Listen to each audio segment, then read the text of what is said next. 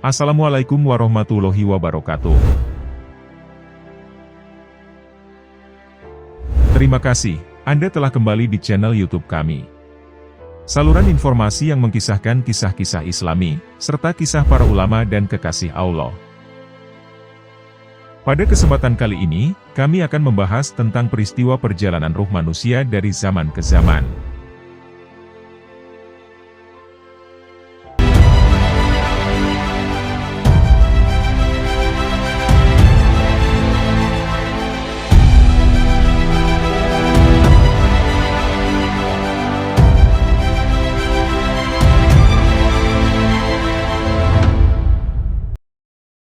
Mulai zaman belum diciptakan oleh Allah, hingga di alam akhirat, yang kemudian dimasukkannya ruh itu ke dalam surga atau neraka. Apa sajakah alam yang harus dilalui ruh manusia? Dan bagaimanakah keadaan kita di dalamnya? Untuk mengetahui jawabannya, simak pembahasan kami kali ini hingga akhir.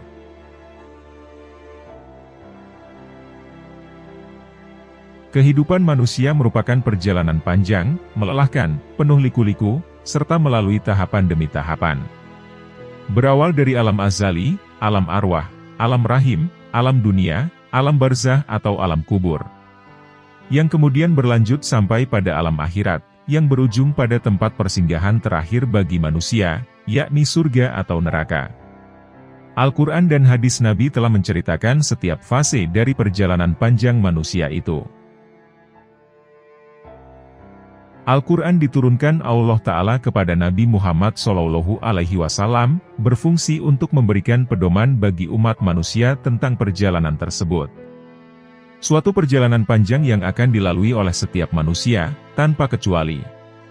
Manusia yang diciptakan Allah Subhanahu wa Ta'ala dari tidak ada menjadi ada, dan akan terus mengalami proses panjang, sesuai rencana yang telah ditetapkan Allah Subhanahu wa Ta'ala. Saat ini, ada dua teori yang menyesatkan orang banyak. Dan Al-Quran dengan tegas membantah teori itu. Pertama, teori yang mengatakan manusia ada dengan sendirinya. Dibantah Al-Quran dengan hujah yang kuat, bahwa manusia ada karena diciptakan oleh Allah Subhanahu wa Ta'ala. Kedua, teori yang mengatakan manusia ada dari proses evolusi panjang, yang bermula dari sebangsa kera kemudian berubah menjadi manusia. Teori ini pun dibantah dengan sangat pasti bahwa manusia pertama adalah Adam alaihissalam. Kemudian selanjutnya, anak cucu Adam alaihissalam diciptakan Allah Subhanahu wa Ta'ala dari jenis manusia itu sendiri, yang berasal dari percampuran antara sperma lelaki dengan sel telur wanita. Dari peristiwa biologis tersebut, maka lahirlah bayi manusia. Rasulullah Shallallahu Alaihi Wasallam semakin mengokohkan tentang kisah Rihlatul Insan, atau perjalanan manusia. Hal ini sebagaimana disebutkan dalam beberapa hadis beliau. Jadilah kamu di dunia seperti orang asing atau orang yang sedang musafir, hadis riwayat Bukhari. Dalam hadis lain juga diterangkan hal serupa. Untuk apa dunia itu bagiku? Aku di dunia tidak lebih dari seorang pengendara, yang berteduh di bawah pohon. Kemudian pergi, dan meninggalkannya, hadis riwayat At-Tirmidzi. Pada kehidupan yang kita alami sekarang, ini adalah termasuk dalam alam dunia. Yang tak lama lagi kita akan memasuki alam barzah, atau alam kubur. Lantas, ada berapakah alam yang telah Allah ciptakan? Dalam pembahasan kali ini, kami akan menerangkan tahapan alam yang akan dialami oleh manusia. Mulai dari sebelum manusia diciptakan, hingga penentuan tempat terakhir kita semua, yakni surga atau neraka.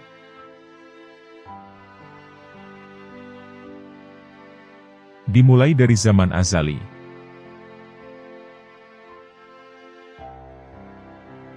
Setiap muslim perlu mengetahui karakteristik setiap zaman yang telah diciptakan Allah. Zaman di saat segala sesuatu belum terjadi disebut zaman azali. Pada zaman ini, belum ada satu benda atau makhluk hidup yang tercipta. Hanya ada Allah Subhanahu wa Ta'ala yang memiliki kekuasaan penuh dalam mengendalikan zaman. Bisa dikatakan bahwa zaman azali merupakan awal dari seluruh zaman. Pasalnya, pada zaman ini, Allah Subhanahu wa Ta'ala menulis segala sesuatu yang berkaitan dengan kejadian atau penciptaan. Azali juga disebut sebagai zaman belum dibentuknya bumi, makhluk hidup, beserta alam semesta. Namun, Allah telah menetapkan qadho atas manusia dan ciptaannya yang lain pada zaman tersebut. Mengutip buku Hakikat Ibadah menurut Ibnu Arabi, zaman azali tidak memiliki perpanjangan, sebagaimana yang kita bayangkan, bahwa itu adalah sebuah zaman. Dan zaman azali menunjukkan, bahwa tidak ada sesuatu yang mendahului Allah Subhanahu wa Ta'ala. Pada zaman azali, segala sesuatu belum tercipta, dan tidak ada sesuatu yang terjadi. Jadi, hanya ada Allah Subhanahu wa Ta'ala yang ada pada zaman itu. Lalu, di mana tempat Allah Subhanahu wa Ta'ala singgah? Pastinya, hal tersebut adalah rahasia Allah Subhanahu wa Ta'ala. Sebagai salah satu makhluknya, kita akan mengetahui jawabannya suatu hari nanti, ketika kita telah dikehendaki oleh Allah Subhanahu wa Ta'ala. Tidak ada yang tahu di mana Allah berada, namun Allah mengetahui segala hal yang dilakukan oleh makhluknya. Bahkan, kita tidak tahu letak malaikat itu berada, apalagi Sang Pencipta. Meskipun demikian, jangan ragu, karena Allah selalu mengawasi kita dimanapun berada. Itulah zaman azali, zaman di mana segala sesuatu belum terjadi. Meskipun pada zaman tersebut, manusia belum diciptakan, namun kita tetap harus mengimaninya sebagai bagian dari qadho dan qadar dari Allah Subhanahu wa Ta'ala.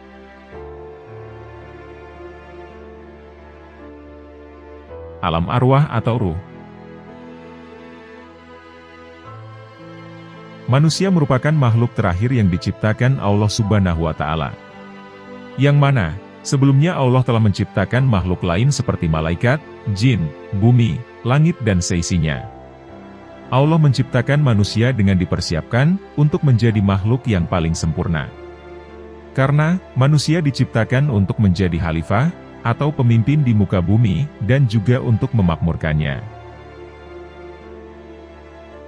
Persiapan pertama, Allah mengambil perjanjian dan kesaksian dari calon manusia, yaitu ruh-ruh manusia yang berada di alam arwah. Allah mengambil sumpah kepada mereka, sebagaimana disebutkan dalam Al-Quran.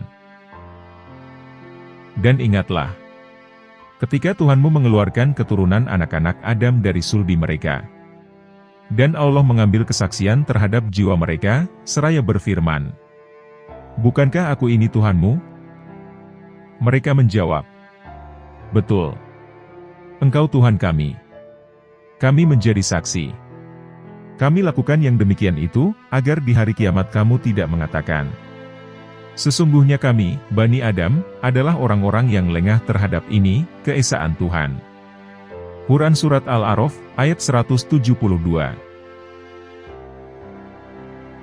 Dengan kesaksian dan perjanjian ini, maka seluruh manusia lahir ke dunia sudah memiliki nilai. Yaitu nilai fitrah beriman kepada Allah, dan agama yang lurus. Maka, hadapkanlah wajahmu dengan lurus kepada agama Allah. Tetaplah atas fitrah Allah, yang telah menciptakan manusia menurut fitrah itu. Tidak ada perubahan pada fitrah Allah.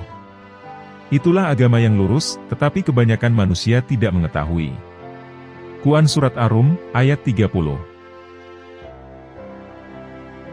Rasulullah Shallallahu Alaihi Wasallam bersabda, "Setiap anak dilahirkan secara fitrah. Maka kedua orang tuanya yang menjadikan Yahudi, atau Nasrani, atau Majusi." Hadis riwayat Bukhari.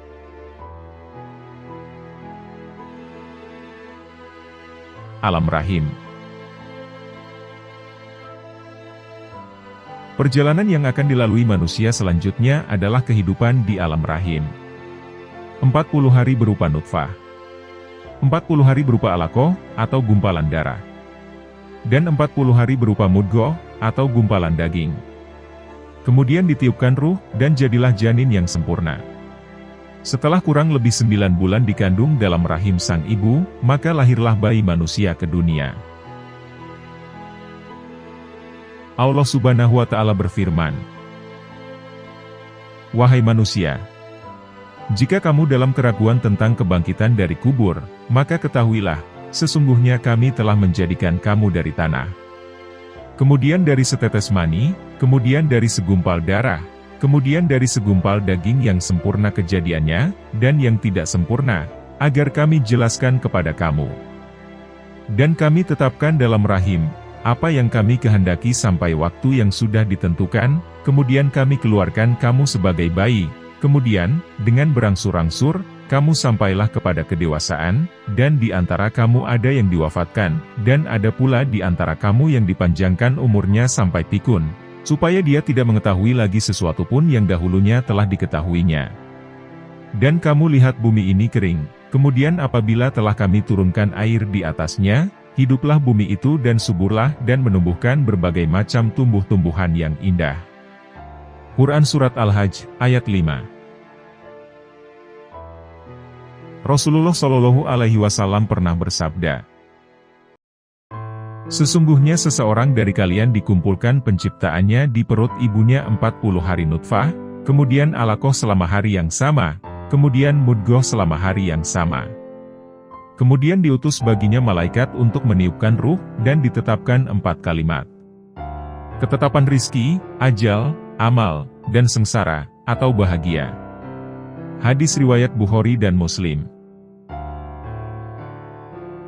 Seluruh manusia di dunia, apapun kondisi sosialnya, mereka diingatkan tentang awal kejadiannya yang berasal dari benda yang hina, yaitu sperma lelaki, dan sel telur wanita.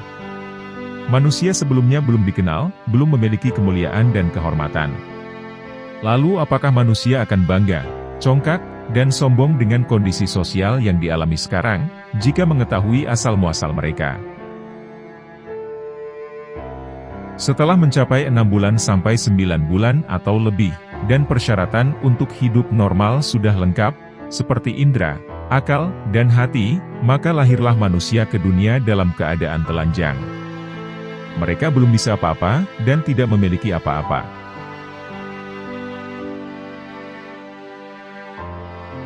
Alam dunia. Di dunia perjalanan manusia melalui proses panjang. Dari mulai bayi yang hanya minum air susu ibu, lalu tubuh menjadi anak-anak, remaja, dan balik. Selanjutnya menjadi dewasa, menjadi tua, dan diakhiri dengan meninggalkan dunia ini. Proses ini tidak berjalan sama, antara satu orang dengan yang lainnya. Kematian akan datang kapan saja menjemput manusia, dan tidak mengenal usia.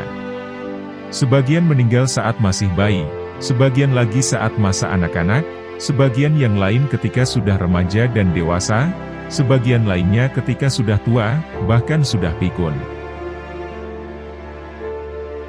Di dunia inilah manusia bersama dengan jin mendapat taklif, atau tugas dari Allah, yaitu untuk ibadah kepadanya.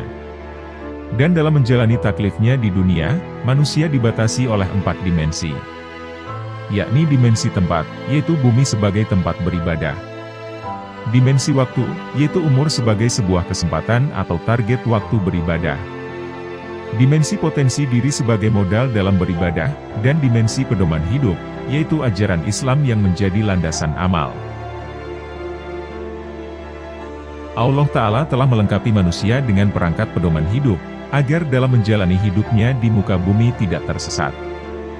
Allah telah mengutus Rasul-Nya, dan menurunkan wahyu dalam Al-Quran, serta hadis Nabi sebagai penjelas. Itu semua agar manusia dapat mengaplikasikan pedoman secara jelas tanpa keraguan. Sayangnya, banyak yang menolak dan ingkar terhadap pedoman hidup tersebut. Banyak manusia lebih memperturutkan hawa nafsunya, ketimbang menjadikan Al-Quran sebagai petunjuk hidup. Akhirnya, mereka akan tersesat dan menyesatkan. Maka, orang yang bijak adalah orang yang senantiasa mengukur keterbatasan-keterbatasan dirinya, untuk sebuah produktivitas yang tinggi, dan hasil yang membahagiakan. Orang-orang yang beriman adalah orang-orang yang senantiasa sadar, bahwa setiap detik hidupnya adalah karya dan amal soleh. Kehidupannya di dunia sangat terbatas, sehingga tidak menyia-nyiakannya untuk hal-hal yang sepele, remeh, apalagi perbuatan yang dibenci, atau makruh, apalagi haram. Dunia dengan segala kesenangannya merupakan tempat ujian bagi manusia. Apakah yang dimakan, dipakai, dan dinikmati sesuai dengan aturan Allah, atau menyimpang dari ajarannya? Apakah segala fasilitas yang diperoleh manusia, dimanfaatkan sesuai perintah Allah atau tidak? Dunia merupakan medan ujian bagi manusia, bukan medan untuk pemuas kesenangan sesaat. Rasulullah Shallallahu Alaihi Wasallam memberikan contoh tentang bagaimana hidup di dunia. Ibnu Mas'ud menceritakan bahwa Rasulullah Shallallahu Alaihi Wasallam tidur di atas tikar, ketika bangun ada bekasnya. Maka kami bertanya, "Wahai Rasulullah, bagaimana kalau kami sediakan untukmu kasur?" Kemudian Rasulullah bersabda, "Untuk apa kesenangan dunia itu? Hidup saya di dunia seperti seorang pengendara yang berteduh di bawah pohon, kemudian pergi dan meninggalkannya." Hadis riwayat At-Tirmidzi. Perjalanan hidup manusia di dunia akan berakhir dengan kematian. Semuanya akan mati, apakah itu orang beriman atau kafir, pemimpin atau rakyat, kaya atau miskin, tua atau muda, lelaki atau perempuan. Mereka semua akan meninggalkan segala sesuatu yang telah dikumpulkannya. Semua yang dikumpulkan oleh manusia tidak akan berguna, kecuali amal solehnya yang berupa sedekah yang mengalir, ilmu yang bermanfaat, dan anak yang soleh. Kematian adalah penghancur kelezatan dan gemerlapnya kehidupan dunia. Kematian bukanlah akhir kesudahan manusia, bukan pula tempat istirahat yang panjang. Tetapi, kematian adalah akhir dari kehidupannya di dunia, dengan segala yang telah dipersembahkannya dari amal perbuatan, untuk kemudian melakukan rihlah, atau perjalanan hidup berikutnya.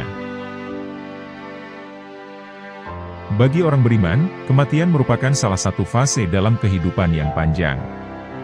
Batas akhir dari kehidupan dunia yang pendek, sementara, melelahkan, dan menyusahkan. Untuk kemudian menuju akhirat yang panjang, kekal, menyenangkan, dan membahagiakan. Di surga penuh dengan kenikmatan, yang belum pernah dilihat oleh mata, didengar oleh telinga, dan belum terlintas oleh pikiran manusia. Sementara bagi orang kafir, mereka berupaya menghindar dari kematian, dan ingin hidup di dunia 1000 tahun lagi. Tetapi, sikap itu adalah sia-sia. Itu semua utopia belaka. Karena, kematian pasti datang menjumpainya, suka atau tidak suka.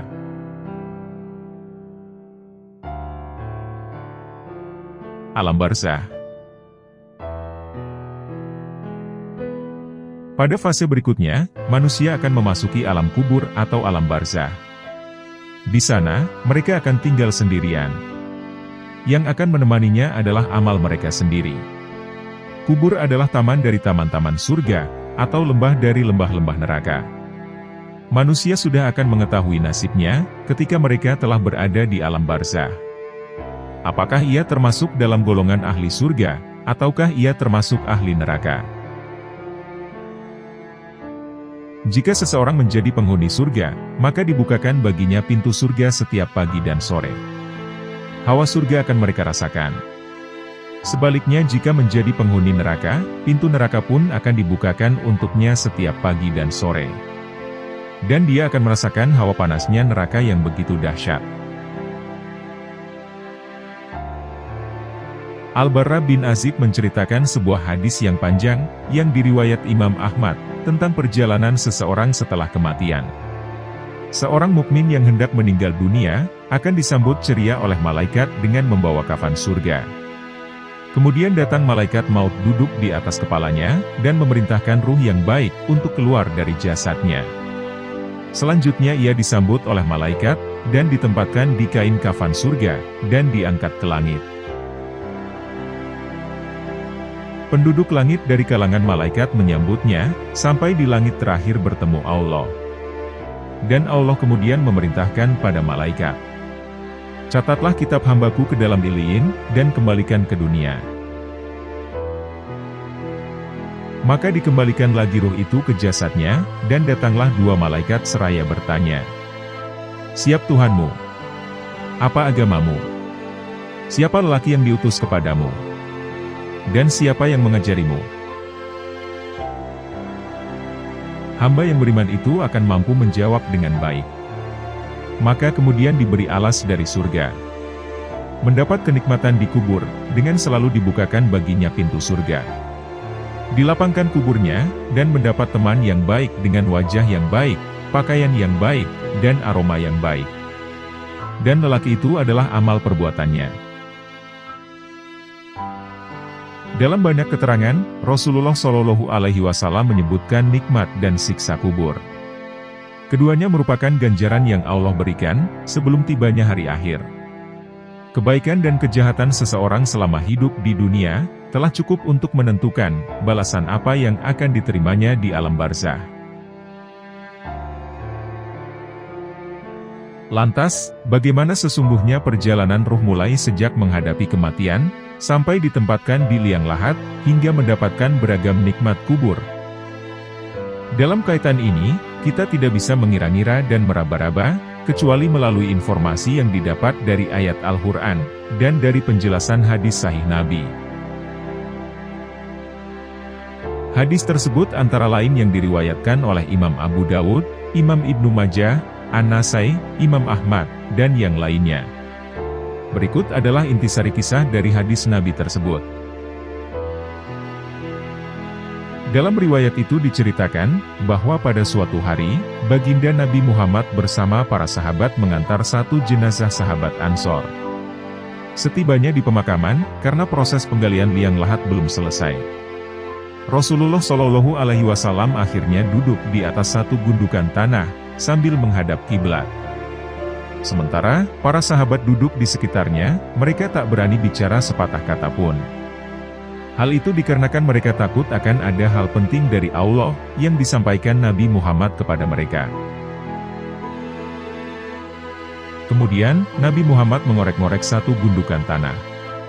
Lantas beliau menengadah ke langit dan kembali menunduk. Begitu beliau melakukannya, hingga 3 kali. Tak lama berselang, beliau bersabda di hadapan para sahabat, "Kalian harus memohon perlindungan dari siksa kubur." Kemudian beliau berdoa, "Ya Allah, sesungguhnya aku memohon perlindungan kepadamu dari siksa kubur." Doa tersebut dibaca Nabi hingga 3 kali. Dan doa itu pula lah yang menjadi pembuka hadis panjang, yang menggambarkan bagaimana keadaan seorang hamba sejak awal kematian, hingga dimasukkan ke liang lahat. Ia akan ditinggalkan oleh keluarga yang mengantarnya, serta akan menghadapi fitnah kubur ataukah nikmat kubur. Lantas, apa sajakah yang terjadi kepada hamba ketika menghadapi sakaratul maut? Serta apa sajakah yang akan menimpanya setelah kematian? Diungkapkan dalam hadis tadi, bahwa keadaan manusia yang dijemput kematian ada 2 keadaan. Yakni keadaan orang mukmin dan orang kafir. Mengapa dibedakan? Sebab di antara keduanya terpaut keadaan yang begitu jauh berbeda. Diceritakan, hamba yang beriman, ketika akan meninggalkan alam dunia, ia akan ditemui rombongan malaikat langit. Dan malaikat yang menemuinya juga tampak dalam rupa yang terbaik, dan berpakaian yang terbaik. Wajah mereka juga nampak ceria, bercahaya, dan berseri-seri. Di tangan mereka tampak kain kafan dan minyak wangi dari surga, yang akan dipergunakan untuk membungkus, dan membalur ruh si hamba mukmin tadi. Karenanya, tak heran jika ada seorang hamba yang jasadnya semerbak wangi setelah meninggalnya. Itu menunjukkan bahwa hamba tersebut termasuk hamba mukmin, yang ruhnya dimasukkan kain kafan, yang sudah dibalur minyak wangi oleh para malaikat tadi. Kejadian wanginya jasad seorang hamba mukmin juga dialami langsung oleh baginda Nabi ketika menjalani perjalanan Isra Miraj. Olehnya tercium satu aroma yang sangat wangi. Karena penasaran, beliau bertanya kepada malaikat Jibril. Kemudian dijawab oleh malaikat Jibril, bahwa itu adalah aroma wangi yang keluar dari kuburan Siti Masyitoh, seorang perempuan yang merawat anak-anak Fir'aun. Dan demi mempertahankan akidah dan keimanannya kepada Allah, Masyitoh rela dihukum oleh Fir'aun dengan cara dimasukkan ke dalam minyak panas, bersama anak-anaknya hingga ajal menjemputnya. Tampak terlihat mereka duduk sejauh pandangan mata. Bahkan, sebagian orang saleh bisa menceritakan kejadian yang disaksikannya itu. Sementara, orang-orang di sekitar mereka sama sekali tidak melihat apa-apa. Perjalanan malaikat yang hendak mencabut nyawa hamba mukmin, sebagian dari orang saleh akan bisa menyaksikannya, dan menceritakan kejadian yang disaksikannya itu. Sementara, orang-orang di sekitar mereka sama sekali tidak melihat apa-apa. Saat malaikat langit dan Jibril pencabut nyawa duduk di dekat kepala orang yang hendak dicabut. Ia lalu berkata kepada si hamba, "Wahai jiwa yang tenang, kembalilah kepada Tuhanmu dengan ridho dan diridhai." Quran Surat Al-Fajr, ayat 27 hingga 28. Begitu disampaikan seperti itu, ruh si hamba pun tak bisa menolak. Ia pun perlahan akan keluar dari jasad, mengalir bagaikan air dari ceruk teko. Kondisinya jernih dan bersih. Setelah itu, semua malaikat langit dan malaikat bumi pun mengiring kepergiannya. Pintu-pintu langit pun segera dibuka. Semua pintu berharap, agar Allah menjadikan dirinya sebagai jalan lewat ruh si hamba. Ketika ruh si hamba berhasil dikeluarkan malaikat maut, para malaikat yang hadir menyaksikan kematian itu tak akan membiarkan sekejap pun ruh tersebut.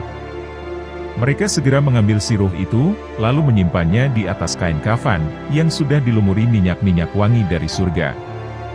Demikian itu sebagaimana yang telah digambarkan oleh Allah dalam Al-Quran. Apabila kematian datang kepada salah seorang di antara kamu, malaikat-malaikat kami mencabut nyawanya, dan mereka tidak melalaikan tugasnya. Quran Surat Al-An'am, ayat 61. Setelah ruh berpisah dari jasad, terciumlah aroma wangi hampir memenuhi seantero dunia. Namun hanya hamba yang dikehendaki sajalah yang dapat menciumnya. Rasulullah sendiri telah menggambarkan melalui salah satu sabdanya. Aroma wangi yang keluar dari ruh hamba mukmin, bagaikan aroma minyak kasturi yang paling wangi, yang pernah ada di muka bumi. Setelah berhasil menggenggam ruh si hamba, para malaikat lantas bertolak ke langit paling atas. Di perjalanan, setiap kali bertemu dengan kumpulan malaikat, mereka akan ditanya tentang ruh yang tercium wangi, yang telah mereka bawa tadi. Salah satu dari mereka menjawab, "Ini adalah ruh Fulan bin Fulan." Tak lupa mereka memanggil nama hamba tersebut, dengan panggilan yang terbaik, yang pernah terdengar di muka bumi. Setiba di langit dunia, para malaikat pembawa ruh memohon izin kepada para malaikat penjaga langit dunia. Setelah diizinkan, mereka diiring oleh para malaikat langit dunia, hingga ke langit berikutnya. Demikian pula seterusnya, hingga sampai di langit ketujuh. Setiba di langit ketujuh, Sang Rabbul Izzati berfirman, "Tuliskan nama hambaku ini pada Iliin." Sebagaimana yang diungkap dalam Al-Quran. Tahukah engkau apakah Iliin itu? Itu adalah kitab yang berisi catatan amal, yang disaksikan oleh malaikat-malaikat yang didekatkan kepada Allah. Quran Surat Al-Mutaffifin, ayat 19 hingga 21.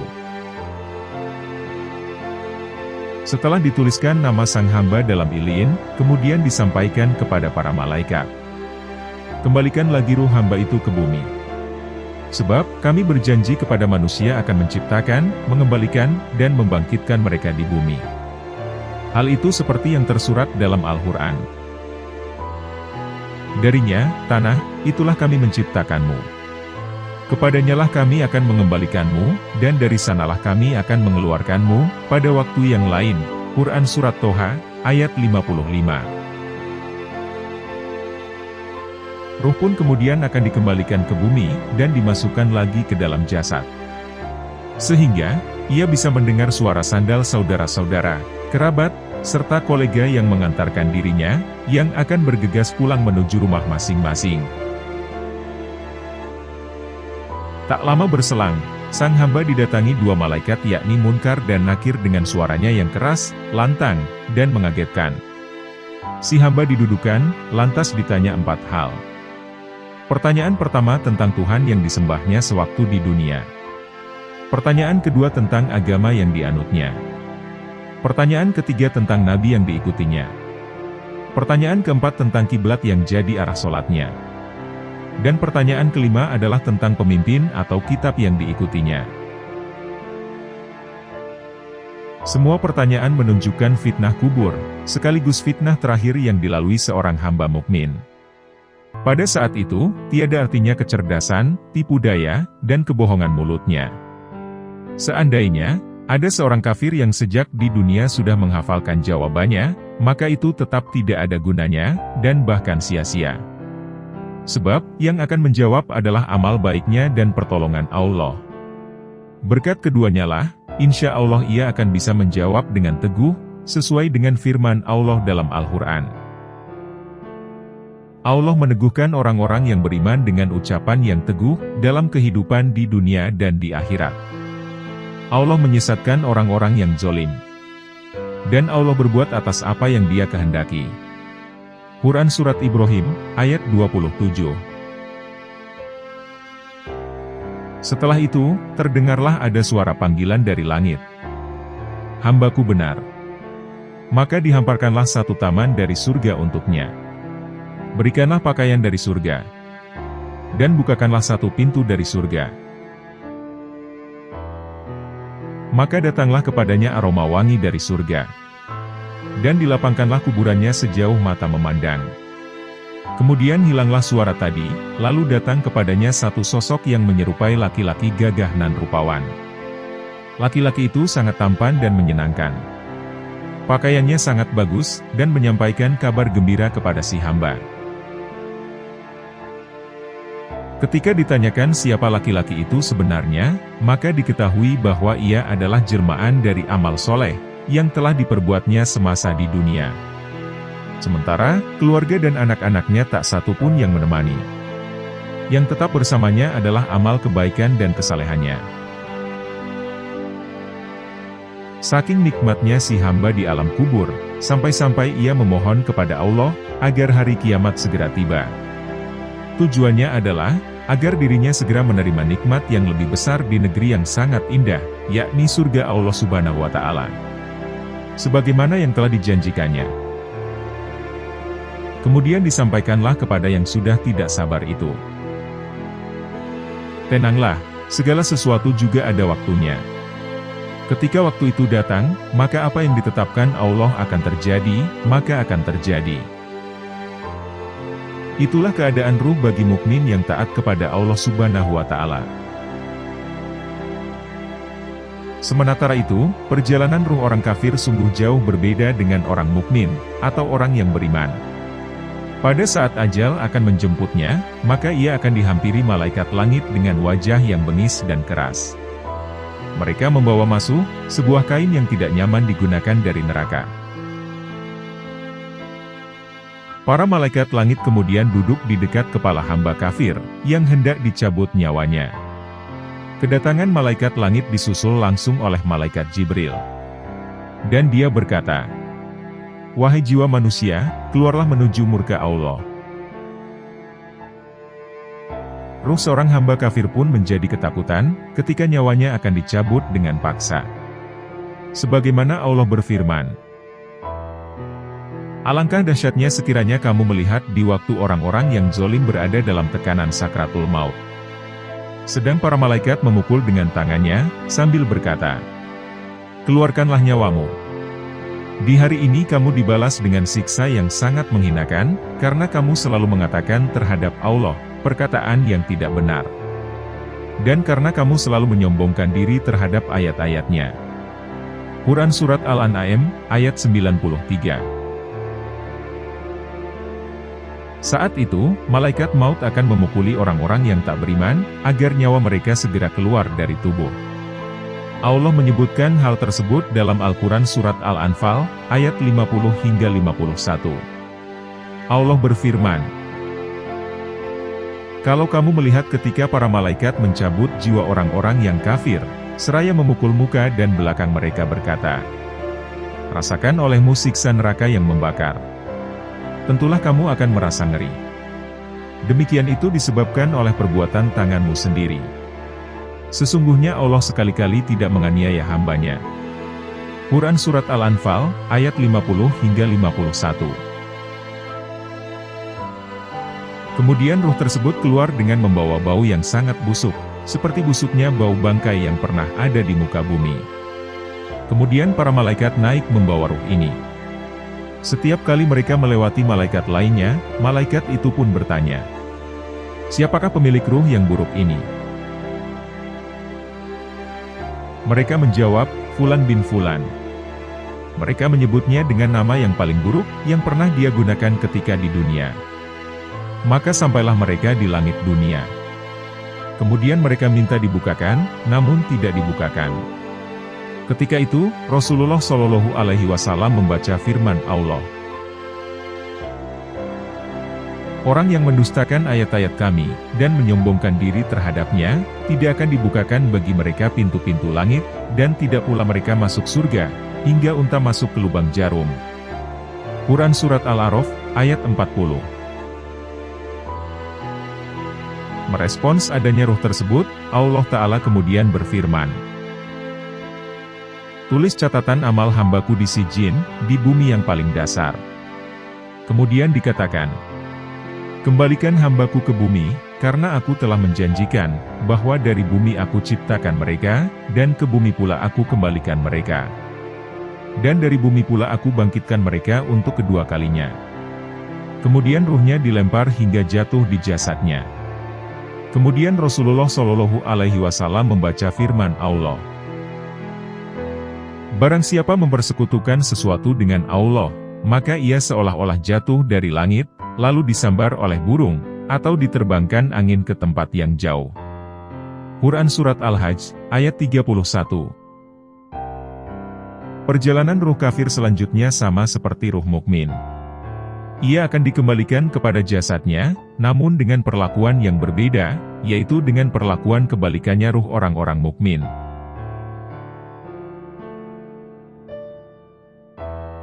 Alam akhirat.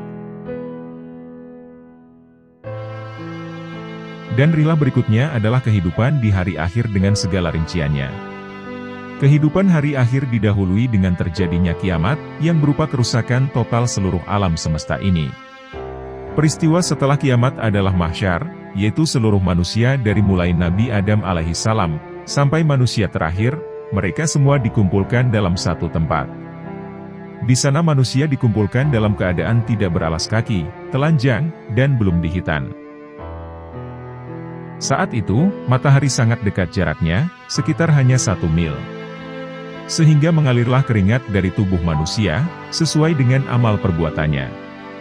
Ada yang sampai pergelangan kaki, ada yang sampai lutut, ada yang sampai pusar, ada yang sampai dada, bahkan banyak yang tenggelam dengan keringatnya sendiri.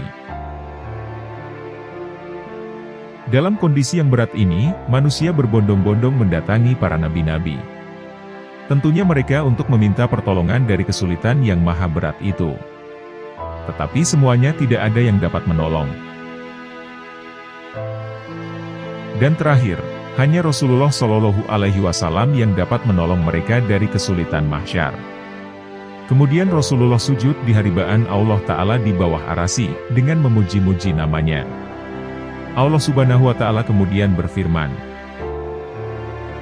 "Tegakkan kepalamu. Mintalah, niscaya akan dikabulkan. Mintalah syafaat, pastilah diberikan." Kemudian Rasulullah Shallallahu Alaihi Wasallam mengangkat kepalanya, dan berkata, "Ya Rob, umatku." Maka, dikabulkanlah pertolongan tersebut, sehingga selesailah peristiwa di mahsyar, untuk kemudian berlanjut ke proses berikutnya. Peristiwa berikutnya adalah hisab, atau perhitungan amal. Dan mizan, atau timbangan amal bagi manusia. Ada yang mendapatkan proses hisab dengan cara susah payah, karena dilakukan dengan sangat teliti dan rinci. Sebagian yang lain mendapatkan hisab yang mudah, dan hanya sekadar formalitas. Bahkan sebagian kecil dari orang-orang beriman akan terbebas dari hisab. Pertanyaan yang akan diberikan pada manusia di hari hisab, di antara terkait dengan masalah prinsip dalam hidupnya. Rasulullah Shallallahu Alaihi Wasallam bersabda, "Tidak akan melangkah kaki anak Adam di hari kiamat, sehingga ditanya 5 hal di sisi Allah. Tentang umurnya untuk apa dihabiskan. Tentang masa mudanya untuk apa digunakan. Tentang hartanya dari mana mencarinya. Dan kemana menginfakkannya. Dan apa yang diamalkan dari ilmunya." Hadis riwayat At-Tirmidzi. Di masa ini juga akan dilakukannya proses qisas, di mana orang-orang yang telah dizolimi saat berada di dunia, maka ia akan mengqisas orang yang menzoliminya. Kejadian selanjutnya manusia harus melalui Syirot, yaitu sebuah jembatan yang sangat tipis dan mengerikan, karena di bawahnya terdapat neraka jahanam. Semua manusia akan melewati jembatan ini, dari mulai yang paling awal, sampai manusia yang paling akhir. Jembatan Syirot ini lebih tipis dari rambut, lebih tajam dari pedang, dan terdapat banyak kalajengking. Kemampuan manusia melewati jembatan itu sesuai dengan amalnya di dunia. Ada yang lewat dengan cepat seperti kecepatan kilat, ada juga yang lewat seperti kecepatan angin, ada juga yang lewat seperti kecepatan burung. Tetapi banyak juga yang berjalan merangkak, bahkan mayoritas dari manusia akan jatuh ke bawah jurang neraka jahanam. Bagi orang-orang yang beriman, mereka akan meminum air dari telaganya Rasulullah, yakni telaga Kautsar. Hal demikian itu disebutkan dalam surat Al-Kautsar. Rasulullah Shallallahu Alaihi Wasallam bersabda, "Telagaku seluas perjalanan sebulan, airnya lebih putih dari susu, aromanya lebih wangi dari misik, dan gayungnya sebanyak bintang di langit. Siapa yang meminumnya, maka tidak akan pernah haus selamanya." Hadis muttafaqun alaih.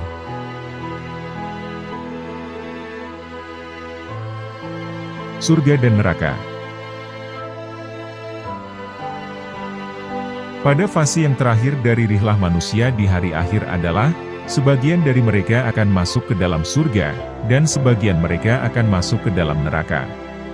Surga adalah tempat bagi orang-orang bertakwa, dan neraka adalah tempat bagi orang-orang kafir. Kedua tempat tersebut sekarang sudah ada, dan telah disediakan oleh Allah Subhanahu wa Ta'ala. Bahkan, surga sudah rindu pada penghuninya, untuk siap menyambut penghuninya dengan sebaik-baiknya sambutan. Neraka pun juga sudah rindu dengan penghuninya, dan siap menyambut penghuninya dengan siksaan neraka. Al-Quran dan hadis telah menceritakan tentang surga dan neraka secara detail. Penyebutan ini agar menjadi pelajaran bagi kehidupan manusia, tentang persinggahan akhir yang akan mereka diami. Orang-orang kafir dan orang musyrik, jika meninggal dunia dan tidak bertobat, maka tempat mereka adalah neraka. Neraka yang penuh dengan siksaan. Percikan apinya jika ditaruh di dunia, maka akan dapat membakar semua penghuninya. Minuman penghuni neraka adalah nanah, dan makanannya zakum, atau buah yang berduri. Manusia di sana tidak hidup karena penderitaan yang luar biasa, dan mereka di sana juga tidak mati. Karena jika mati, maka mereka akan hilang penderitaannya. Dan di neraka, bagi manusia yang di hatinya mengingkari Allah dan Rasul-Nya, mereka akan berada di dalamnya kekal abadi. Sedangkan, bagi orang-orang yang beriman akan mendapatkan surga dengan segala jenis kenikmatannya. Yang tentu keadaannya berbanding terbalik dengan apa yang dialami orang-orang penghuni neraka. Dan puncak dari semua kenikmatan di surga adalah dapat memandang Allah Subhanahu wa Ta'ala. Sang Pencipta yang Maha Indah, sempurna, lagi perkasa. Sebagaimana manusia dapat melihat bulan secara serentak, begitu juga pada saat itu, manusia akan memandang Allah secara serentak. Wujud yang begitu indah, mempesona, takzim, dan suci. Allahu Akbar.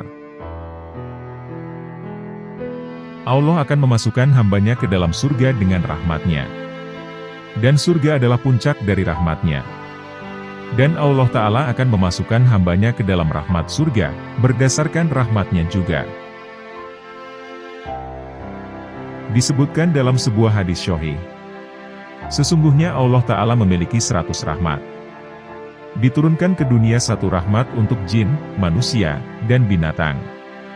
Dengan itu mereka saling simpati dan kasih sayang. Dan dengan satu rahmat itu pula binatang buas menyayangi anaknya. Dan Allah Subhanahu wa Ta'ala menyimpan 99 rahmat bagi hambanya di hari kiamat. Hadis muttafaqun alaih. Maka, sejatinya nikmat surga itu jauh dari apa yang dibayangkan manusia. Rasulullah Shallallahu Alaihi Wasallam bersabda,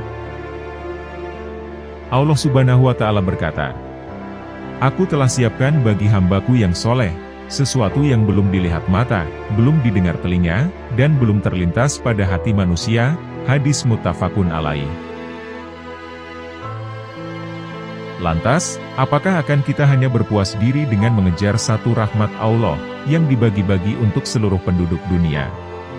Sementara kita melalaikan 99 rahmatnya Allah yang tersisa. Semoga kita termasuk dari sedikit orang yang berpikir. Amin ya Robbal Alamin.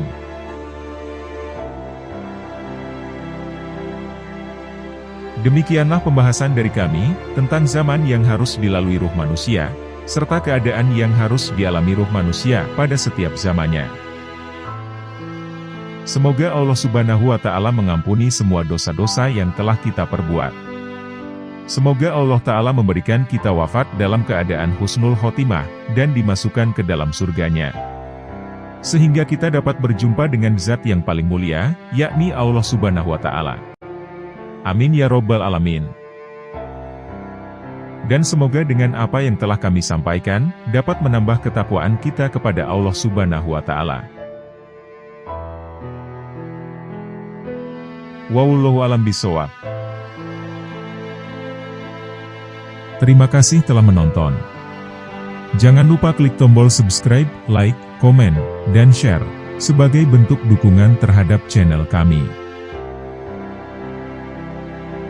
Wassalamualaikum warahmatullahi wabarakatuh.